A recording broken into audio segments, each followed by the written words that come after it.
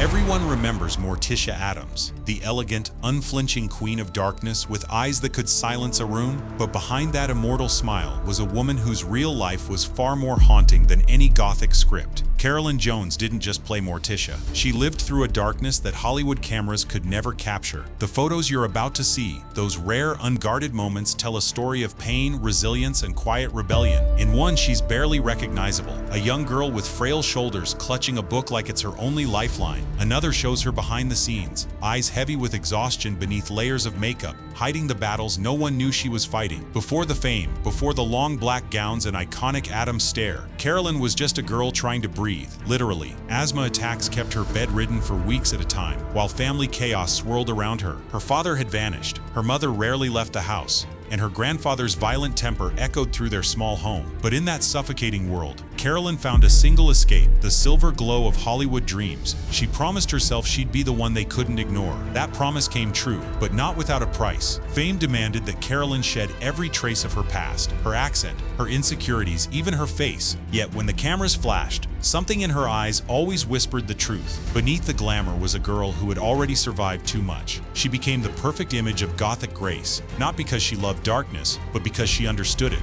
But what she had to endure to reach that spotlight was only the beginning. Long before Hollywood lights ever touched her face, Carolyn Jones was a little girl trapped in a world of silence and fear. The Great Depression had already stolen warmth from her home, but what lingered was something colder: abandonment. Her father walked out when she was just a child, leaving behind a fragile mother who feared the world outside their door. Her mother's agoraphobia meant that Carolyn often grew up inside four walls that felt more like a cage than a home. And in that suffocating stillness, she learned early what loneliness truly meant. While other children played outside, Carolyn hid behind heavy curtains, gasping for air through bouts of asthma that seemed to tighten around her every time her grandfather's temper flared. There were nights when she could hear his anger echoing down the hallway, followed by her mother's muffled sobs. But Carolyn never cried. She read. Books became her secret universe. She devoured stories about shining movie stars and distant worlds, dreaming that one day she'd escape through a camera lens into someplace beautiful, someplace safe. Those old Hollywood magazines she collected weren't just fantasies, they were lifelines. Each photo of a glamorous actress became a promise, proof that survival could be transformed into something radiant. Even as she coughed herself to sleep, Carolyn whispered lines from imaginary scripts, practicing how to smile, how to walk, how to become someone else entirely. By the time she was a teenager, the seed of escape had grown into a burning obsession. She didn't just want fame, she needed transformation. It was the only way to bury the frightened child who once hid behind shadows. But when she finally stepped into the spotlight, the real transformation was only beginning. When Carolyn Jones first stepped onto the stage at the Pasadena Playhouse,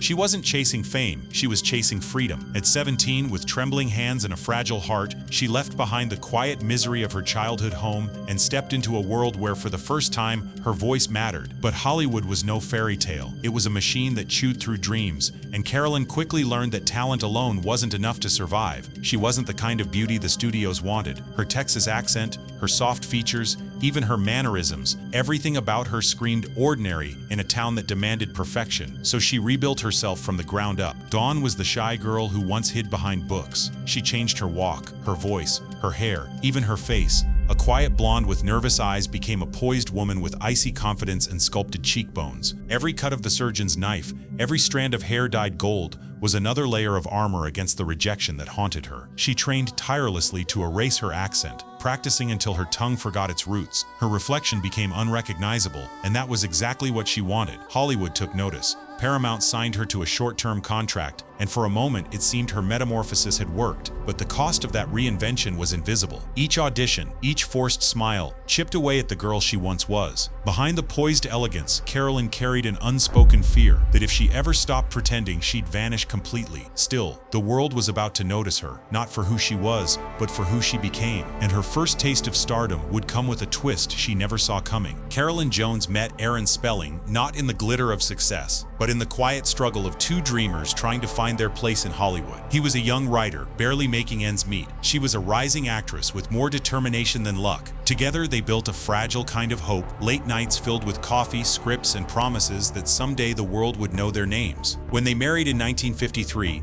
it wasn't for fame or fortune. It was love, raw, unguarded, and real. For a brief moment, Carolyn believed she had finally found something that couldn't be taken from her. Then Hollywood started paying attention. Her role in House of Wax put her face on the map, and her ethereal beauty made her unforgettable. Yet just as the spotlight began to shine, life struck her down again. A severe bout of pneumonia forced her to turn down a leading role in From Here to Eternity, the same film that would catapult another actress to stardom. Carolyn recovered, but her heart never did. It was as if fate enjoyed dangling success just beyond her reach. Meanwhile, Aaron's career began to take off. His scripts found homes in studios that had once ignored them, and in that subtle shift, the balance between them cracked. Carolyn, still fighting to prove herself, watched the man she loved rise while her own career stumbled. The distance grew, not out of anger, but out of heartbreak. The life they had built together began to crumble under the weight of ambition and disappointment. Behind every smile she gave to the press, there was a quiet ache, the realization that love in Hollywood often fades faster than fame. But Carolyn wasn't done fighting yet. In 1957, Carolyn Jones finally stood where she had always dreamed, center stage, bathed in applause, her name echoing through the industry after her Academy Award nomination for The Bachelor Party. For a moment, it felt like destiny had finally remembered her. Reporters called her Hollywood's next great star. Studio doors that had once been slammed shut were suddenly wide open. She wore her success like a crown, radiant and ready. But beneath the sparkle of that golden night, Carolyn felt something strange, an emptiness that success couldn't fill. The nomination should have been her breakthrough, the moment everything changed. Instead, it became another cruel mirage. Hollywood adored her performance but couldn't decide where she belonged. Too unconventional for the ingenue roles, too delicate for the femme fatales. She was caught between worlds, celebrated but never fully embraced. Casting directors praised her talent, then quietly chose someone safer, someone easier to define. Carolyn's calendar filled with endless auditions, but the starring roles she deserved never came. Her next big appearance was alongside Elvis Presley in King Creole, where she shone with quiet power, stealing scenes with nothing but a glance. Yet even that didn't secure the future she had earned. Behind the camera, she smiled, posed for magazine covers, and tried to believe that her big moment was still ahead. But at night, in the stillness of her dressing room, she wondered if Hollywood had already made up its mind about her. Those rare, unguarded photos from that era tell the truth. A woman radiant in public, yet restless in private, holding an Oscar dream that slowly slipped through her fingers. And as the applause faded, Carolyn realized fame was never as permanent as the pain it left behind. To the world, Carolyn Jones and Aaron Spelling were the picture of Hollywood elegance, a power couple framed by flashbulbs and red carpets. They glided through premieres in tailored perfection, their smiles so polished they could have been scripted. But the truth, hidden behind those glamorous photographs, was far less dazzling. Beneath the diamonds and champagne, silence began to grow, the kind of silence that fills a home when two hearts start beating in different rhythms. As Aaron's career skyrocketed, Carolyn's began to dim. He was suddenly everywhere, his name on scripts, his phone always ringing, while she was left waiting between roles that no longer came. She supported him fiercely, proud of his success, but deep down, she couldn't ignore the ache of being left behind. The woman who had rebuilt herself from nothing now watched as her husband became the rising star she once dreamed of being. Hollywood loved Aaron's stories, but forgot the woman who had helped him believe in them. At their lavish parties, Carolyn played the perfect hostess. Her laughter floated through the room, elegant and effortless. But the moment the guests left, she'd slip off her heels, sit in the quiet,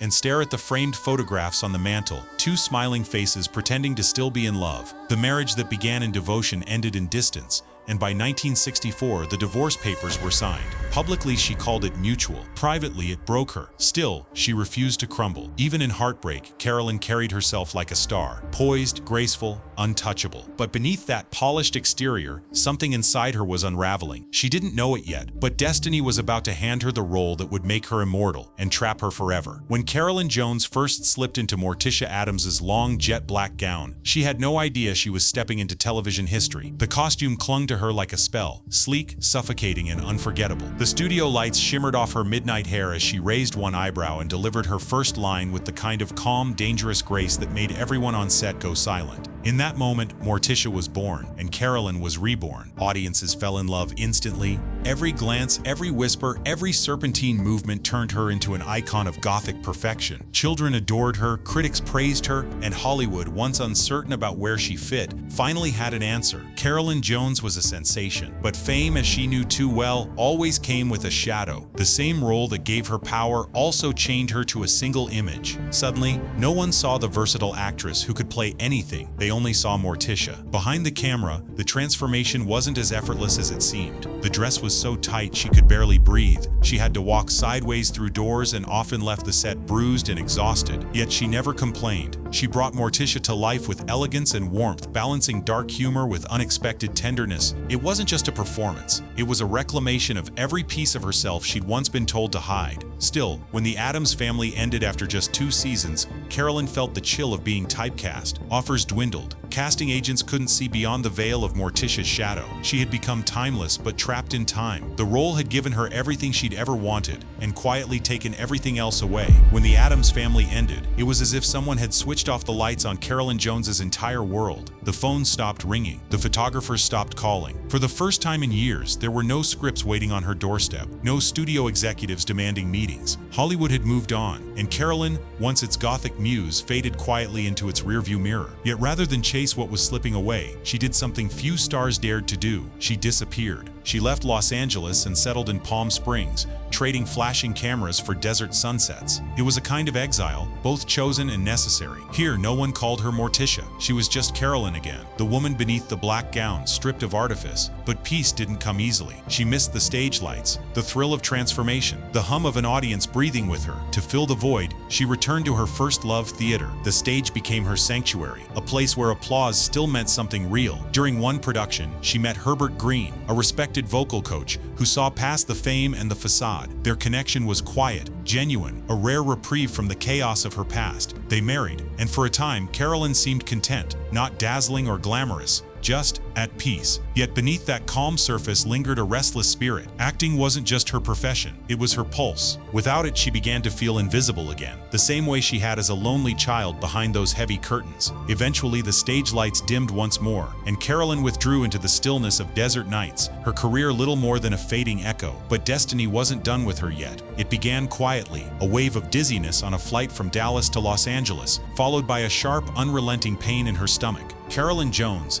ever the professional, brushed it off with a smile. She had weathered heartbreak, rejection, and fame's cold silence. A little discomfort couldn't stop her, but when she suddenly began vomiting blood mid-air, panic rippled through the cabin. By the time the plane landed, doctors were waiting. The diagnosis that followed was brutal: advanced colon cancer. For most people, it would have been the end of the story. For Carolyn, it was simply another act, one she intended to perform with grace. She refused pity. Friends who visited her during treatment said she still greeted them with the same mischievous sparkle that had made Morticia unforgettable. Even as she endured surgeries and chemotherapy, she insisted on keeping her illness private, terrified that sympathy would overshadow her talent. She covered her pain with lipstick and laughter, slipping back into work whenever she could. When asked why she didn't rest, she simply replied, "I'm still alive, aren't I?" Behind closed doors, however, the battle was merciless. There were nights when the pain left her unable to move, when she'd stare at old photos, her Oscar night, her smiling younger self, and whisper to them like old friends. But she never let the disease define her. To the world, she was still Carolyn Jones, elegant, witty, and unstoppable. Each day became an act of defiance. She kept showing up, kept performing, even when her body screamed otherwise. Her strength wasn't loud, it was quiet, dignified, and unyielding. And though cancer threatened to take everything, Carolyn wasn't finished leaving her mark. Her final chapter was still waiting to be written. In her final years, Carolyn Jones moved through life with a fragile elegance that seemed almost otherworldly. Even as her body weakened, her spirit glowed brighter than ever. She returned to television with quiet determination, appearing on the soap opera Capitol, refusing to let illness dictate her story. On set, no one suspected how much pain she was in. She never allowed it to show. Makeup artists would whisper about her grace, how she smiled between takes, how she made everyone laugh even when she could barely stand. She married her final love, Peter Bailey Britton, in a small, tender ceremony surrounded by friends who knew time was running short. There were no grand speeches,